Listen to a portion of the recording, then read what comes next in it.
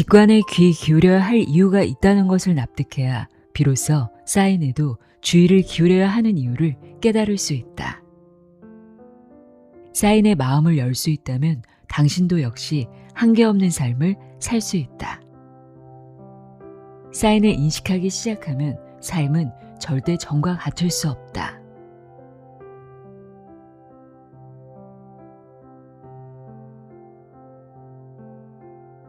안녕하세요. 나의 소리책갈피 소리내어 있다입니다. 여러분은 인생의 중요한 갈림길에 놓여 있을 때 어떤 방식으로 선택하시나요? 혹시 타인의 조언이나 사주, 타로 같은 외부의 목소리에 내 운명을 맡기고 있진 않으신가요? 우리는 늘 확신을 원합니다. 내가 잘 가고 있는지, 이 선택이 맞는지 알고 싶어 하죠. 그런데 여기 신경과학자 타라 스와트 박사는 아주 놀라운 이야기를 합니다. 정답은 이미 당신의 몸과 무의식이 사인이란 형태로 끊임없이 신호를 보내고 있었다는 사실입니다. 타라 스와트의 사인은 단순히 믿으면 이루어진다는 막연한 희망을 말하지 않습니다. 우리가 무심코 지나쳤던 우연한 만남, 반복되는 숫자, 몸의 미세한 감각들이 사실은 우리 뇌의 신경 가소성과 직관이 보내는 정교한 과학적 신호임을 증명해냅니다. 저자 소개 간단히 읽어드릴게요. 타라 스와트.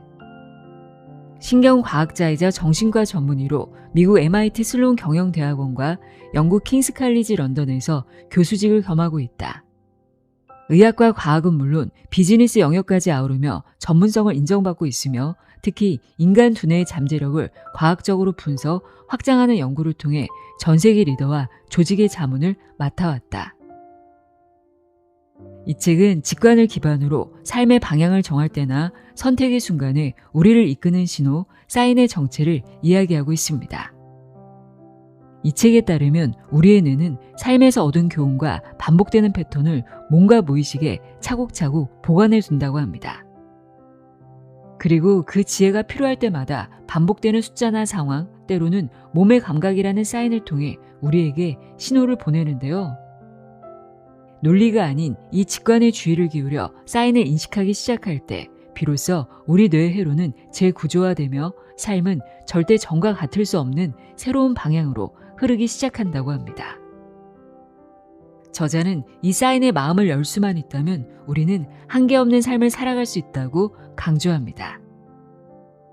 오늘 이 책을 통해 이성적인 논리 너머에 숨겨져 있는 사인을 알아차리는 법 함께 알아보겠습니다. 당신의 뇌가 보내는 무한한 가능성의 세계 타라 스와트의 사인 지금 시작합니다. 귀 기울여 들어보세요. 세상의 모든 지혜를 읽어드리는 소리내어 있다. 구독과 좋아요, 공유는 큰 힘이 됩니다. 서문. 나는 어떻게 풍성한 색채로 삶을 바라보게 되었을까? 이성적 사고 넘어 존재하는 힘. 인간은 수천 년간 감각과 직관에 의존해 생존해왔다.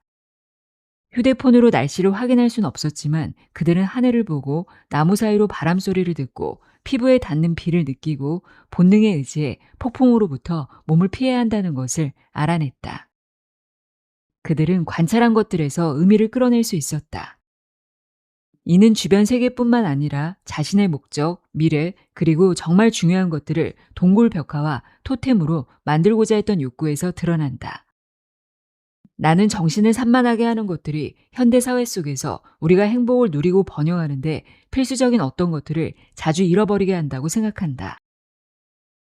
많은 이들이 방향을 잃은 듯한 무언가 부족한 듯한 느낌을 받는다.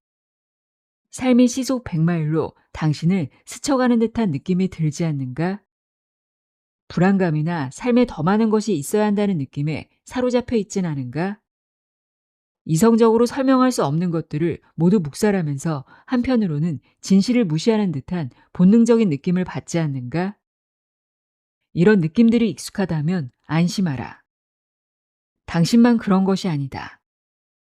현대에는 스트레스가 가득하다. 그 원인 가운데 상당 부분은 더 빨리, 더 열심히 일하기 위해 우리를 이끌고 풍요롭게 해줄 주변의 것들을 보는 대신 하루 종일 화면만 쳐다보게끔 하는 기술의 발전 탓이다. 그 결과 많은 사람이 그 어느 때보다 심한 혼란과 단절감을 느끼고 있다. 이것은 다시 광범위한 방향성 상실, 자신감 저하, 목적의식의 약화로 이어진다. 나는 정신과 의사, 신경과학자, 경영 고문으로서 이런 일들을 직접 목격했다. 임상 현장에 있는 동료들도 환자들 사이에서 불안, 공격적 행동, 참을성 부족, 감정 조절 능력 저하가 늘어나고 있다고 우려한다. 우리는 직면한 문제를 머리로만 해결하려고 할 때가 너무나 많다. 이성을 지나치게 강조하고 거기에 너무 많은 가치를 부여하는 것이다. 우리에게는 사용할 수 있는 다른 결정의 방식이 있다. 특히 직관은 이성적 사고 넘어 우리 몸 안에 있는 지식과 지혜에 접근할 수 있게 해준다. 그래서 우리는 직관을 이용해서 누구나 장기적인 관계를 맺을지, 인생에서 무엇을 해야 할지 등 극복할 수 없는 것처럼 보이는 문제들에 대한 창의적인 해법을 찾을 수 있다. 안타깝게도 많은 사람이 이런 귀중한 자원의 중요성을 너무 쉽게 무시한다. 과학은 우리에게 이정표를 제시하지만 그뿐이다. 직관을 더 많이 활용하고 적어도 이성과 동등한 가치를 부여한다면 우리는 이성과 직관 사이에 미묘한 변화를 포착해 삶에 대한 더 섬세하고 통합적인 결정을 내릴 수 있다. 그렇다고 직관에 과학적 근거가 전혀 없다는 뜻은 아니다. 최근 몇 년간 특히 뇌스캔 기술의 발전으로 직관의 타당성을 뒷받침하는 신경과학적 증거가 눈에 띄게 늘어났다. 직관은 우리에게 많은 것을 가르쳐 줄 수 있다. 귀를 기울일수록 직관은 당신의 몸과 무의식 속에 있는 중요한 지식을 이해하게 하고 다른 출처에서 얻는 메시지를 해석할 힘과 도전을 헤쳐나갈 길을 제시하며 앞을 명확하게 내다보며 목표에 이르는 데 필요한 통찰과 힘을 제공한다. 특히 직관에 주의를 기울이고 직관이 들려주는 이야기를 신뢰할 수 있다면 자신에게 온 사인을 더 잘 알아차리고 활용할 수 있다. 우리에게 찾아오는 사인들은 설명할 수 없는 출처에서 비롯되는 경우가 많다. 어떤 이들은 이런 것을 초자연적 현상이라고 부르거나 오컬트로 취급할지도 모르겠다. 그런 단어들은 부정적 의미를 담고 있다. 하지만 나는 사인을 그저 기존에 우리가 이해할 수 있는 범위를 넘어선 신비롭고 쉽게 이해하기 힘든 현상으로 받아들이고자 한다.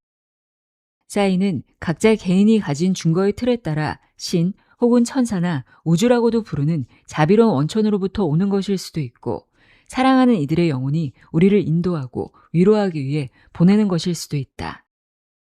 사인이 어디에서 비롯되는 것이든 우리는 우리 몸과 환경이 전하는 말을 더 잘 이해하고 자발적인 열린 마음으로 이해 범위 밖에 있는 힘이 보낸 사인을 봄으로써 많은 해답을 발견할 수 있다. 나는 내가 이렇게 믿게 된 이유와 당신의 삶에 사인의 혜택을 끌어들이는 방법을 공유할 것이다.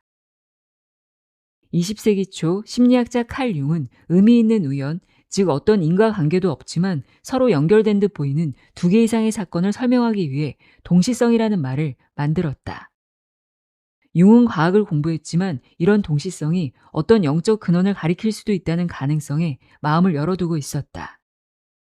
그것이 단순한 우연인지 더 깊은 근원과 의미를 지닌 동시성인지와 관계없이 사인에 있어 정말 중요한 것은 그것이 당신에게 어떤 의미인지를 해석하는 방식과 거기에서 얻는 기쁨이다.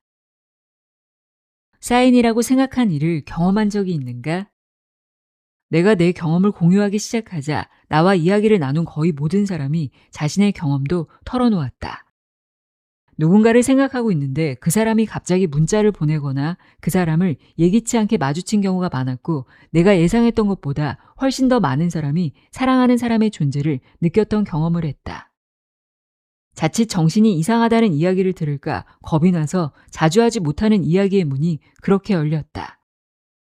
이 경험으로 나는 혼자서만 이 문제를 탐구하는 데 그치지 않고 이 이야기를 정당한 대화 주제로 다루어 다른 사람들도 신뢰하며 유용하게 사용할 수 있도록 만들고 싶다는 생각을 하게 되었다. 사인의 마음을 열다. 이 책에서는 나의 경험, 진화 과학이 제시하는 단서들, 신경과학자이자 정신과 의사로서의 전문성에 의지해 당신이 놓치고 있는 사인을 더 잘 인식하고 활용할 수 있도록 도울 것이다. 그럼으로써 자신과 타인 그리고 삶과의 연결을 회복할 방법까지도 설명할 것이다. 회의적인 입장이든 영적인 입장이든 의심은 잠시 접어두자. 이 책을 읽고 나의 여정에서 의미 있는 교훈을 뽑아낼 수 있다면 스스로 변화되었다는 느낌을 받고 삶의 도전에 맞설 준비를 더 단단히 갖추게 될 것이라 확신한다. 당신이 이 책을 읽고 세상을 더 풍요롭게 경험하길 바란다. 주변 모든 것의 아름다움을 알아차리고 감사하며 삶이 지루한 일상의 노동에 그치지 않는다는 것을 깨닫게 되길 바란다. 그렇게 함으로써 우리는 인생의 가장 힘든 순간들을 통해 의식을 확장시키고 삶을 바꿀 수 있다. 그 변화는 경이로운 연금술 같을 것이다. 사인의 마음을 여는 것은 당신의 삶에 영성의 감각을 불러들이고 오늘날의 사회에서 많은 사람이 느끼는 결핍을 해결하는 하나의 수단이다. 이것이야말로 이 책의 교훈이 누군가를 잃은 사람들만이 아니라 모든 사람에게 의미 있는 이유다. 나는 사인의 마음을 열 수 있다면 당신 역시 한계없는 삶을 살 수 있다고 진심으로 믿는다. 모든 지혜를 온전히 활용할 수 있다면 뇌의 필터링 시스템을 활용한다. 우리는 끊임없이 정보를 걸러낸다. 하지만 그래서 우리에게 유용할 수 있는 것들도 놓치고 있다. 뇌는 가능한 한 효율적으로 작동하도록 진화한 결과 지름길을 만들었기 때문이다. 상행망상 활성계 ARAS를 관찰하면 뇌가 불필요하다고 판단한 정보를 어떻게 걸러내는지 알 수 있다. 이는 뇌가 주의를 기울여야 할 것을 선택하는 무의식적인 과정이다. 젖먹이 아기를 둔 어머니는 잠들었을 때 거리의 자동차 경보음은 듣지 못해도 아기 울음소리에는 바로 깨어난다. 또 우리는 하루 종일 몸에 걸친 옷을 의식하지 못한다.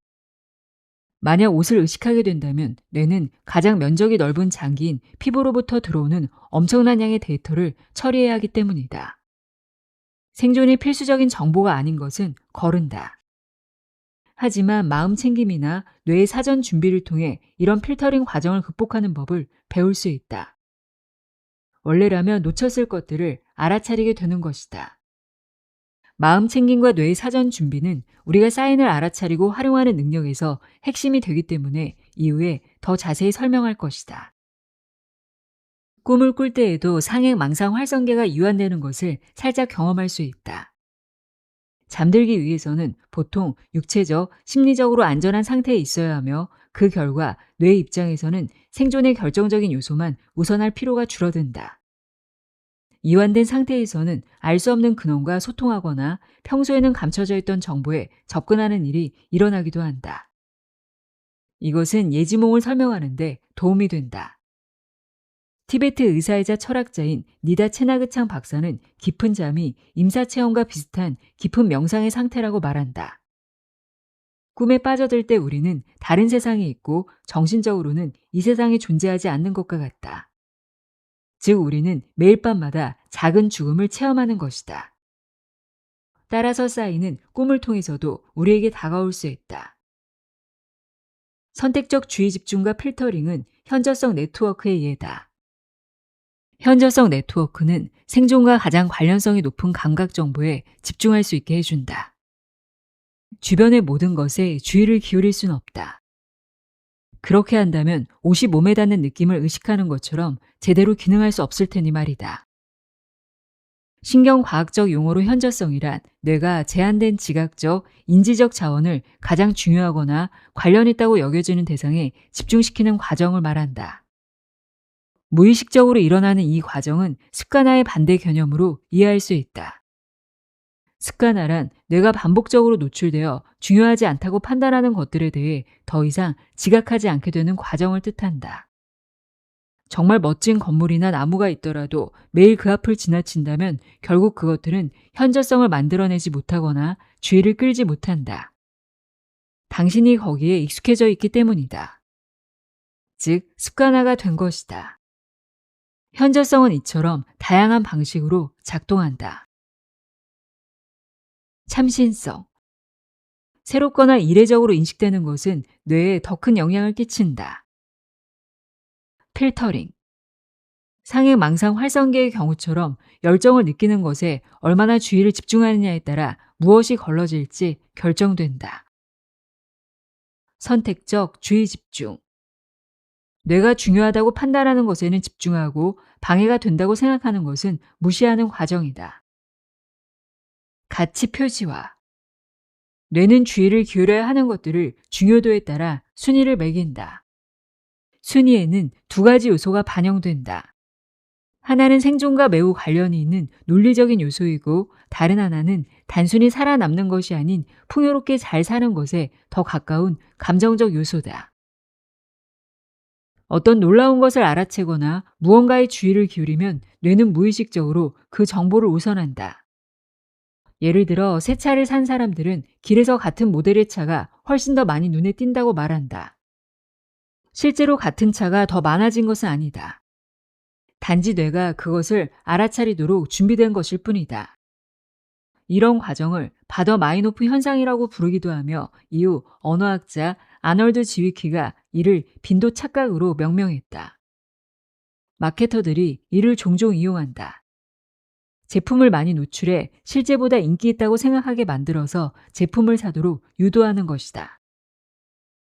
뇌가 현저성을 부여할 때 일어나는 필터링과 가치 표지화는 무의식적으로 계속 진행되는 과정으로 당신이 거기에 영향을 주거나 지시하려고 노력하지 않는 한 자동으로 작동한다. 액션보드가 바로 이렇게 작동한다. 당신이 원하는 것들의 이미지를 모으고 자주 바라보면 현실에서도 그것들을 자신의 삶에 가져올 수 있는 기회를 더 쉽게 알아차리게 된다. 뇌는 사용되지 않은 연결과 시냅스를 가지치게 한다. 특히 뇌가 발달하고 성숙하는 10대 시절에 이 과정이 두드러진다. 하지만 지금은 이 과정이 20대까지 어쩌면 그 이후의 성인까지도 계속되는 것으로 알려져 있다.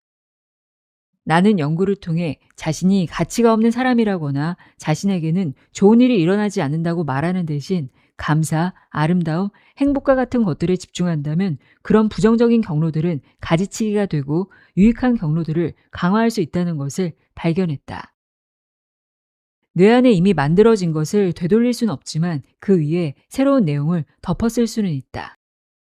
따라서 뇌를 발전시키려면 원치 않은 신경 경로를 새로운 대안적 경로로 덮어야 한다. 스스로 가치가 없다고 느낀다면 그 감정을 없애려 할 것이 아니라 느끼고 싶은 다른 감정으로 대체하는 데 집중해야 한다. 주로 반복적이고 강렬한 감정이 더해져 새로운 경로가 결국 기존의 경로보다 우월해지게 만드는 것이다. 이런 일이 가능한 것은 피아노 연습과 같은 반복과 감정에 큰 영향을 미치는 경험들이 뇌 속에 더 깊이 새겨지기 때문이다. 리얼리티 TV쇼에 출연해 과장되고 강렬한 상황을 경험하는 사람들 사이에서 유대감이 빠르게 형성되고 이들이 서로 평생의 친구가 될 것 같다고 이야기하게 되는 것도 이 때문이다.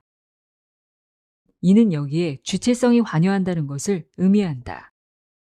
당신은 뇌가 집중했으면 하는 대상을 선택할 수 있으며 반복, 긍정적 강화, 확언을 통해 마치 장미 덤불을 가지치기 해서 새로운 줄기와 꽃봉오리가 잘 자라게 돕듯이 바람직하지 못하거나 유익하지 않은 것들을 자연스럽게 가지치게 할 수 있다. 이런 식으로 호기심을 가지고 재미를 추구하며 새로운 것을 배우고자 하는 의욕을 갖는다면 현저성의 이점을 누릴 수 있게 되고 이로써 의도적으로 자신에게 의미 있는 것들에 주의를 집중하게 된다. 이것은 특히 스트레스를 받을 때 도움이 된다.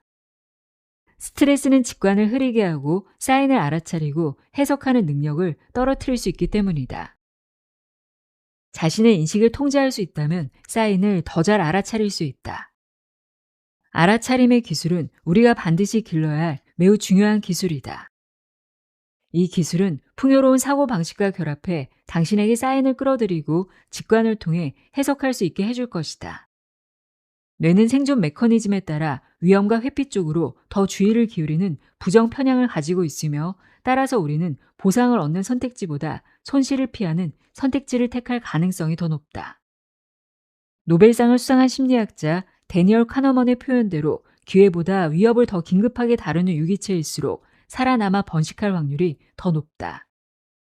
그러나 일상적인 안전이 훨씬 많이 보장되는 현대 사회에서는 시대에 뒤떨어진 부정 편향을 극복하고 의도적인 노력으로 풍요로운 사고 방식을 키워야 한다. 그래야 생존에 그치지 않고 번영하는 삶을 살도록 도와준다. 나는 내가 바라는 삶을 표현하고 그때그때 나에게 가장 도움이 되는 사고방식을 강화하는 학원 카드들을 집 곳곳에 전시해둔다.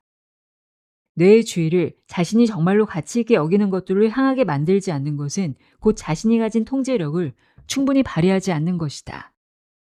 이것은 세상과의 당신의 관계를 약화시킬 뿐 아니라 당신에게 도움이 될 수 있는 다른 사인을 알아차리는 능력을 제한한다. 논리 대 직관. 우리 조상들은 이용할 수 있는 정보가 제한적이었기 때문에 신체적, 정신적 안녕에 관해서뿐만 아니라 생존을 위해 내려야 하는 결정의 측면에서도 자신의 몸이 주는 신호에 크게 의존해야 했다. 초기 인류가 직관을 어느 정도 사용했는지 구체적으로 파악하는 일은 쉽지 않다. 하지만 고고학자 스티븐 미슨과 같은 학자들은 수렵 체지민의 의사결정 행동을 파악하기 위한 모델들을 개발해왔다. 이 연구를 기반으로 한다면 그들이 육체 정신 연결을 사용해 사고, 감정, 정서를 처리했다고 볼 수 있다. 예를 들어 그들은 구호를 반복적으로 외치거나 춤을 추는 등의 의식을 통해 환경에 적응하며 생존 확률을 극대화하고 땅과 연결되어 있다는 안정감을 느끼는 동시에 가까운 부족 구성원들이나 조상들과의 유대감을 강화했다. 오늘날의 사람들은 자신의 몸과의 연결을 추구하기보다는 편안한 소파에 몸을 웅크리고 TV를 보면서 정적인 생활을 하는 것을 선호한다. 신체적 자아와의 이런 단절은 직감과 사인을 활용하는 전반적인 능력에 해가 된다.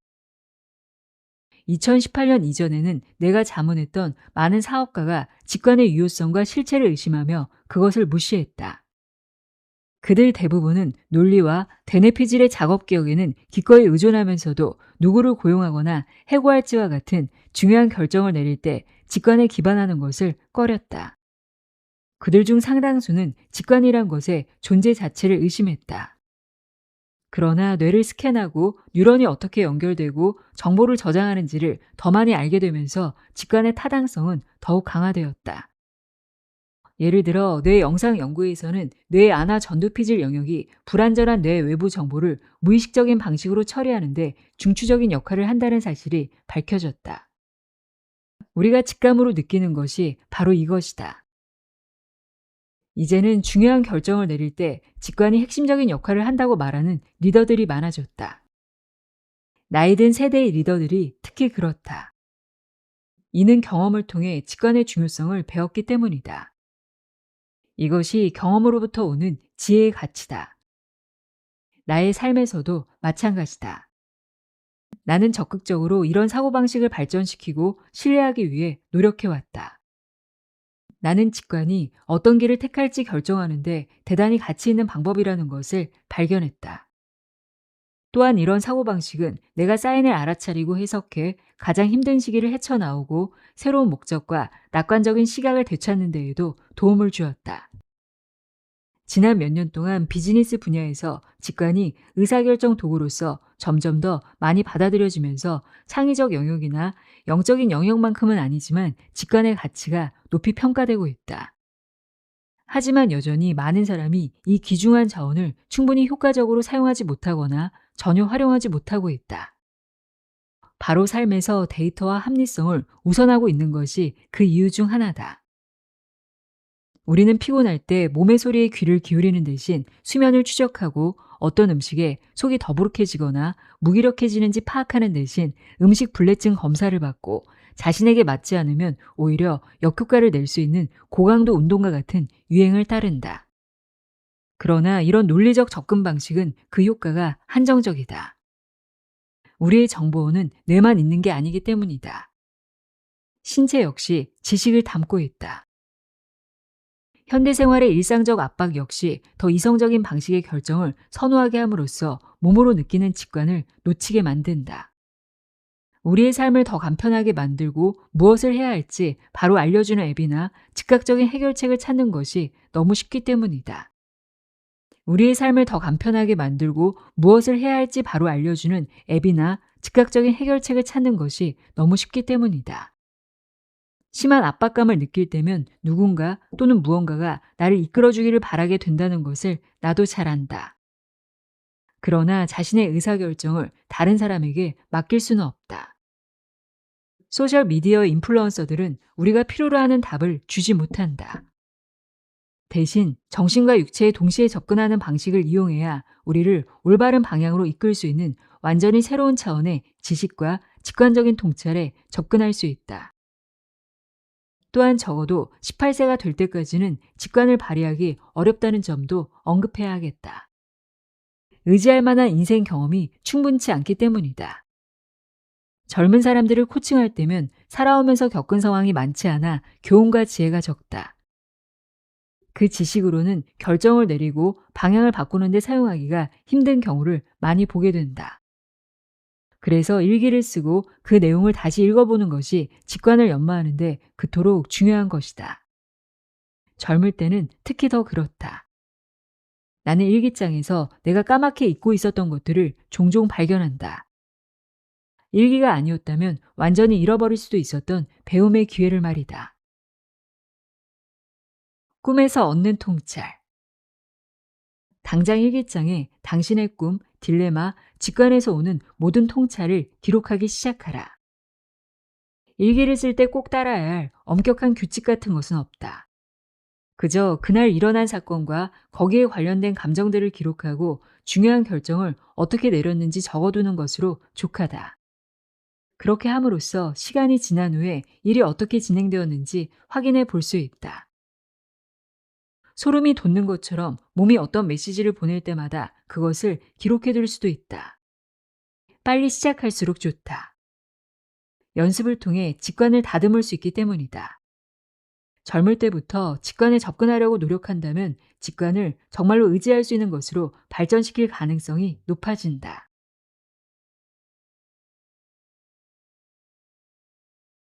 직관에 접근하다. 직관에 가장 효과적으로 접근하려면 감정적 요소와 물리적 요소를 조합해야 한다. 감정 중추는 뇌 깊숙한 곳에 위치한 변형계 안에 있다. 뇌를 몸 전체에 비유한다면 변형계는 주먹 정도의 크기다. 그 주변에는 뇌의 논리적 경로가 더 많이 존재하는 되뇌 피질이 있다. 되뇌 피질은 일을 하고 일상생활을 하는 데 필요한 것들과 같은 작업 기억을 보관하는 곳으로 여겨진다. 모든 기억은 핵학습이라는 과정을 통해 형성된다. 이 학습 메커니즘은 함께 활성화되는 뉴런은 함께 연결된다는 개념으로 설명할 수 있다. 언어를 배우든 직관에 접근하든 어떤 일을 더 많이 할수록 신경세포들 사이에는 더 강하고 깊은 연결이 형성된다. 이로써 그들 사이에 정기적, 화학적 신호가 더 쉽게 전달된다. 이를 키 큰 풀숲을 걸어가는 것에 비유하면 쉽게 이해할 수 있다. 풀숲을 처음 걸어갈 때는 발을 높이 들고 풀을 눌러가며 걸어야 하기 때문에 지나가기가 어렵다. 하지만 그 길을 매일 걷는다면 풀이 눌려서 점점 더 평평해지고 길을 지나는 것이 훨씬 쉬워진다. 결국에는 돌을 깔아 길을 포장해서 단단하고 영구적인 통로로 만들 수 있는 정도가 된다. 무언가를 배울 때면 우리 뇌에서도 이런 일이 일어난다. 물론 일생 동안 경험했던 모든 일을 의식적으로 기억할 수는 없다. 그러나 모든 경험은 뇌의 신체 시스템에 흔적을 남긴다. 따라서 지혜와 패턴을 인식하는 능력은 뇌의 감정 중추로, 척수로, 그리고 장의 뉴런과 심지어는 근막으로까지 깊숙이 밀려 들어간다. 이는 베셀 반데어 콜크가 그의 기념비적인 저서 몸은 기억한다에서 말했듯이 심리적 경험이 신체에 물리적 흔적을 남긴다는 것을 의미한다. 아직은 신체에 물리적 흔적이 어떻게 생성되는지 완전히 이해하지 못하고 있지만 우리는 세포가 경험의 영향을 받고 후성 유전 과정을 통해 생리적으로도 변화한다는 점을 알고 있다. 이는 의식할 수 없는 세포 수준의 정보 저장소가 존재한다는 것을 의미한다. 당신이 삶에서 얻은 많은 교훈과 반복된 패턴에서 배운 많은 지혜가 당신의 장 깊숙이 보관되어 있다. 직감을 영어로 got instinct, 장의 본능적 감각이라고 하는 것도 그 때문이다.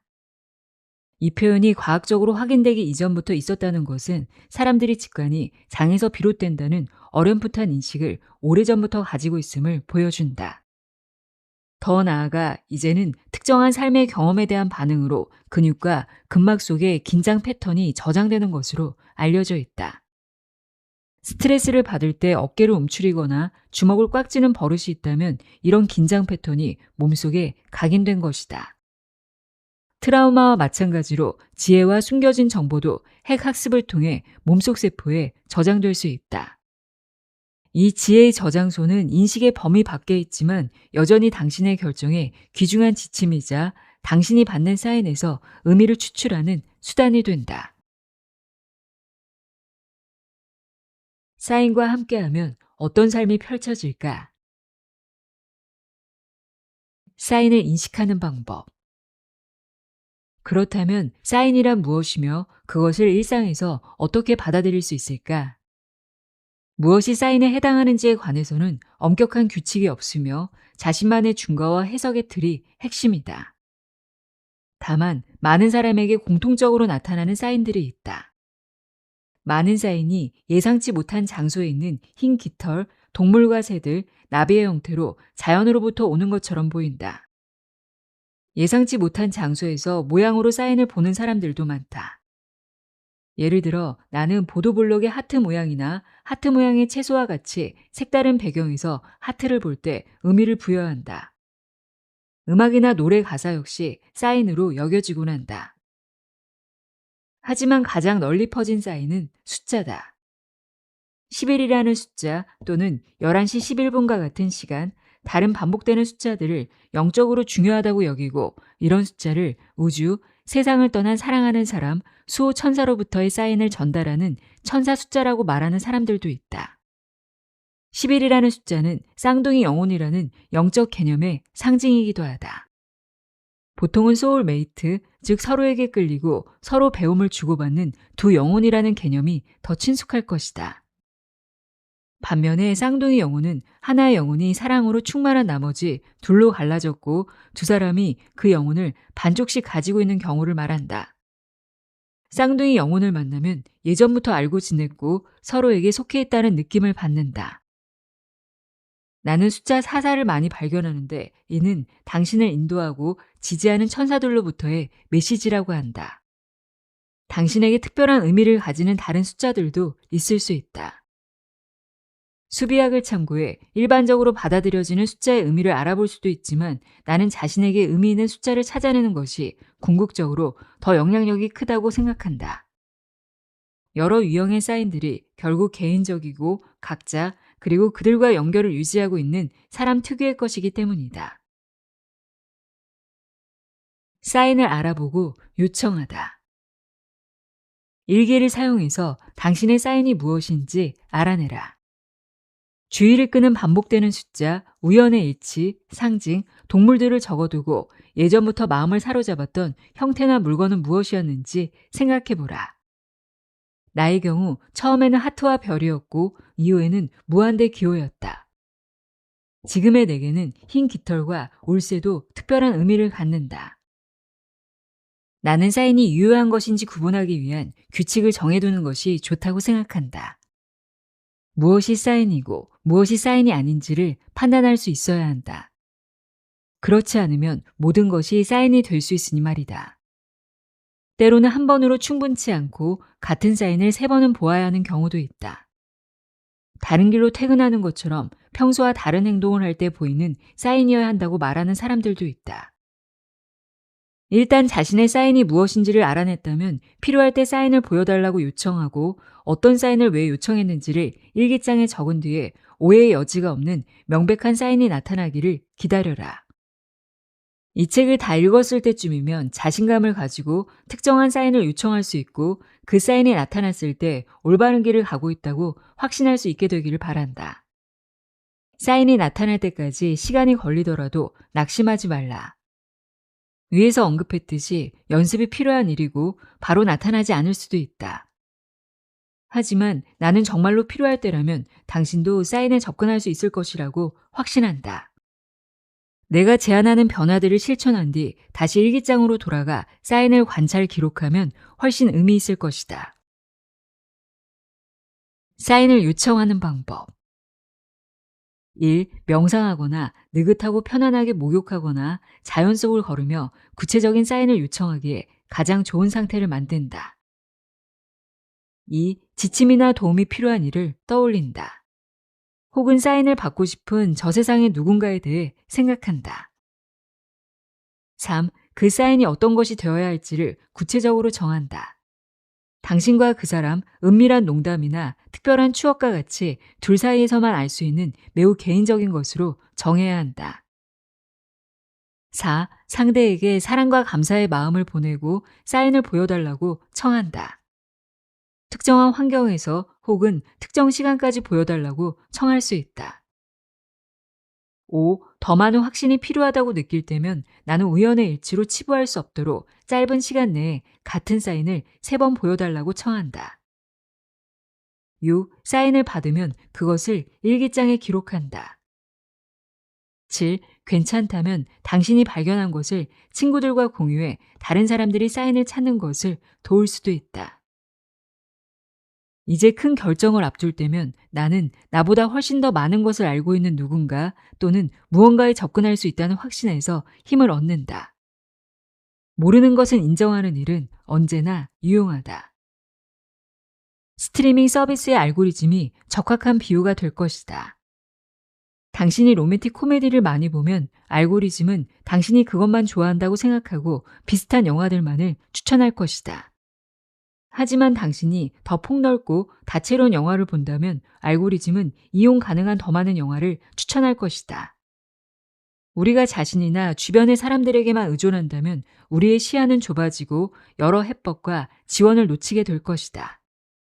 사인에 접근하는 것은 우리가 이용할 수 있는 자원을 늘리는 방법이다. 그러나 사인을 보려면 내면이 적절한 조건을 갖추어야 한다. 앞서 보았듯이 사인을 보는 능력은 직관적인 능력의 확장이다. 따라서 직관이 가장 잘 발휘될 수 있는 상태를 만들어야 한다. 마음이 닫혀 있거나 산만하다면 사인을 결코 볼 수 없을 것이다. 이 책의 다음 부분에서는 사인이 나타날 수 있는 적절한 조건을 어떻게 만드는지 알아보기로 하자. 감각은 생각보다 많은 것을 알려준다. 감각에 집중하다.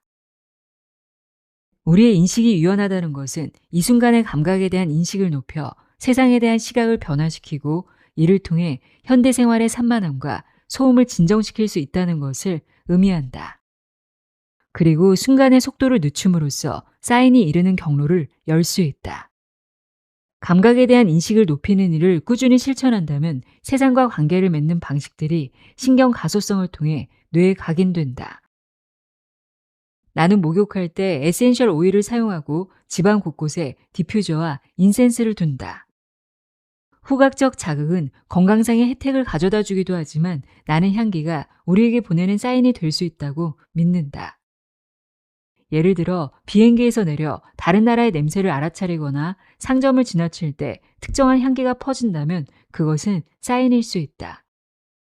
이것은 내가 의도적으로 감각을 사용해 사물을 알아차리는 능력을 강화하는 한 가지 예일 뿐이다. 이렇게 함으로써 내게 사인이 보내졌을 때 알아차릴 수 있게 된다. 감각에 대한 인식을 높이면 주변의 자극에 대한 반응이 줄어들고 신경계를 보다 잘 조절해 주도적으로 사인을 선택하고 요청할 수 있으며 몸 전체를 이용해 직관에 접근하고 우리에게 보내지는 메시지를 해석할 수 있다. 연습만 한다면 당신도 현대생활의 소음과 산만함을 줄이고 그 순간에 당신이 보고 듣고 냄새 맡고 느끼는 것에 더 집중하도록 자신을 단련할 수 있다. 감각에 대한 인식을 높일 수 있는 다양한 명상과 운동들이 있다. 다음은 이 목적을 달성하는 데 도움을 주는 3가지 방법이다. 미각 명상. 미각 명상은 걸으면서 할 수 있고 앉아서 할 수도 있다. 1. 건포도 하나를 입에 넣고 삼키지 않으려고 노력하며 1분 동안 천천히 씹는다. 2. 건포도를 씹으면서 미래에 느껴지는 감각에 집중한다. 3. 건포도가 자란 포도나무 그리고 포도나무를 키운 따뜻한 햇살과 토양, 비를 마음속에 그려본다. 푸른 하늘 아래에서 자라는 잎과 열매를 상상한다. 포도를 따 햇볕에 펼쳐 말리는 사람들의 손을 떠올린다. 시간을 거슬러 건포도가 상자에 담겨 당신이 있는 나라, 도시, 동네의 상점으로 배송되고 당신이 그것을 집으로 가져와 명상을 위해 집어든 것까지 그려본다. 4. 다 마친 후 건포도를 삼킨다. 소리 명상. 1. 편안한 장소에 편한 자세로 앉는다. 2. 심호흡을 3번 한 후 평소대로 호흡한다. 3. 주변의 전반적인 소리에 집중한다. 4. 먼저 가장 가까운 소리에 다음으로 가장 멀리 들리는 소리에 주의를 기울인다.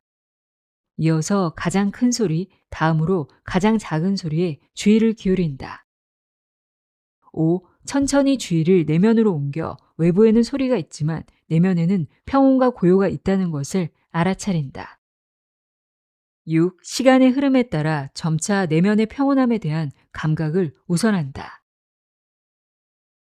시각 연습. 1. 밖으로 나가거나 창밖을 본다.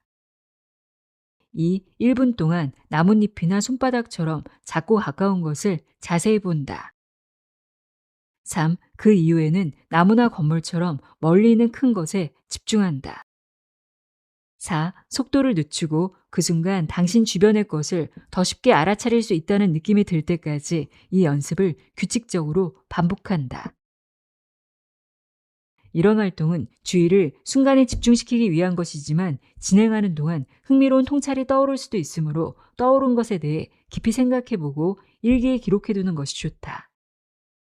이렇게 하면 현재 집중하는 일에서 얻는 혜택을 누리면서 당신이 앞으로 나아가는 데 도움이 될 교훈까지 얻을 수 있다. 긴 시간 반복하다 보면 순간의 감각을 집중하는 일이 쉬워질 것이고 그로 인해 사인도 더 쉽게 알아차리게 될 것이다. 스트레스를 줄이다. 서문에서 이야기했듯이 삶이 시속 100마일로 당신을 스쳐가는 듯한 느낌, 오늘날 매우 흔한 스트레스 상태는 인식의 범위를 좁히고 직관을 흐리게 만들어 우리를 사인에 접근하지 못하게 만드는 핵심 요인이다.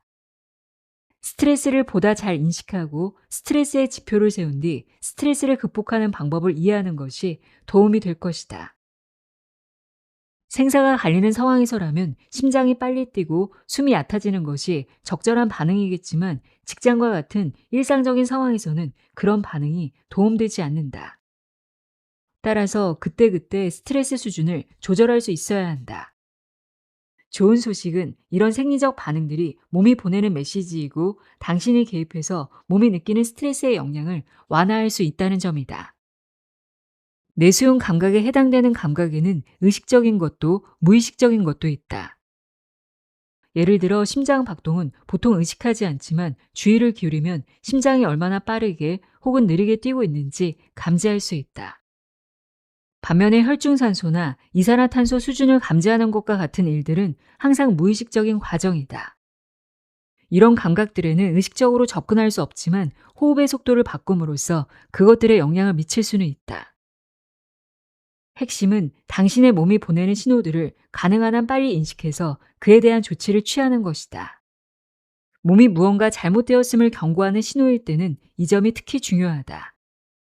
예를 들어 평소에는 호흡에 대해 생각하지 않지만 직접 개입해서 숨을 빠르게 쉴지, 느리게 쉴지, 깊게 쉴지, 얕게 쉴지를 정할 수도 있다.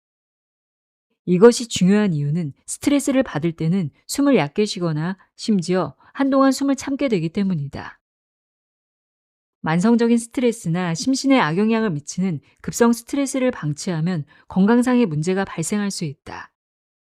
이뿐만 아니라 이것은 직관이나 사인이 보내는 메시지에 개방적이지 못하다는 의미이기도 하다. 이미 몸이 보내는 내부 수용 감각의 신호를 놓치고 있는 데다 자신과 세상에 대한 당신의 인식이 제한되어 삶을 온전히 살지 못하기 때문이다. 만약 당신이 스트레스를 받고 교감신경 상태에 있다면 징조를 알아차릴 가능성은 낮다. 버티는 데 모든 에너지를 쏟고 있기 때문이다. 따라서 스트레스 수준을 관리해 신경계가 안정된 상태를 유지하고 부교감 신경 상태에 있도록 노력해야 한다. 신체적, 정신적 자원이 만성적인 스트레스를 처리하는데 다 사용되고 있다면 사인을 알아차릴 여력이 없을 것이다. 나는 스트레스를 다루고 있을 때의 상태를 저전력 모드라고 부른다. 저전력 모드일 때는 감정 조절, 유연한 사고, 복잡한 문제 해결, 창의적 사고와 같은 뇌의 실행 기능에 접근하기가 힘들다. 게다가 사인에 접근하는 것은 실행 기능, 아니 우리가 기존에 알고 있는 실행 기능보다 한 단계 더 나아간 기능일 수 있다. 나는 우리의 뇌가 우리가 생각하는 것보다 훨씬 더 많은 일을 할 수 있다고 믿기 때문이다. 미주신경 활성화. 인식을 강화하고 무의식적인 것을 의식으로 끌어올리는 궁극적인 목표는 생리학적 균형, 즉 항상성을 촉진하는 것이다. 몸의 시스템이 평형 상태에 있으면 스트레스가 감소하고 감정 조절이 잘 되며 교감신경 상태보다는 부교감신경 상태에 있는 시간이 늘어나기 때문이다. 미주신경을 활성화하는 것은 스트레스와 싸우는 좋은 방법이다. 미주신경은 부교감신경계의 주요 신경으로 스트레스 상황 이후에 신체를 진정시켜 이완, 소화 및 휴식을 촉진하기 때문이다. 요즘은 미주신경을 활성화하는 의료기기들까지 있지만 돈을 들이지 않고 혼자 할 수 있는 쉬운 운동법도 있다. 다음은 스트레스를 줄이는데 좋은 운동이다. 스트레스가 낮은 것은 사인을 알아차리는데 좋은 상태를 만드는데 중요한 요소다. 의식적인 심호흡. 의식적인 심호흡은 얕은 호흡, 심장 박동의 증가, 목이나 어깨의 긴장과 같은 스트레스의 신호를 알아차릴 때마다 하면 좋은 운동이다. 나는 보통 책상에 앉아있을 때 이 운동을 하곤 하지만 편안하게 앉은 자세라면 어떤 곳이든 상관없다. 1. 코로 깊게 숨을 들이마시고 5초간 참는다. 2. 숨을 내쉬기 전에 1초 동안 다시 한번 짧게 숨을 들이쉬고 그 상태로 3초를 참는다. 3. 한숨을 쉬는 것처럼 입으로 6초 동안 천천히 숨을 내쉰다. 4. 이것을 2회 반복한다. 두 번째로 짧게 숨을 들이쉬는 목적은 첫 둘숨을 마쳤을 때 수축된 폐의 공기주머니를 다시 부풀리기 위함이다. 이렇게 폐의 표면적이 넓어지면 몸이 이산화탄소를 더 효율적으로 배출할 수 있고 따라서 긴장을 푸는데 도움이 된다. 이산화탄소의 수치가 증가하면 인간의 경우 걱정이나 불안감으로 이어질 수 있고 혈압과 심박수를 높일 수 있으며 동물의 경우 두려움을 유발할 수 있다.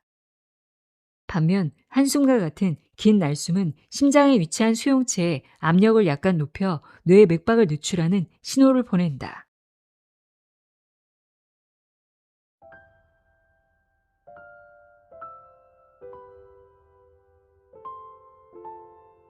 타라 스와트에 쌓인 읽어드렸습니다.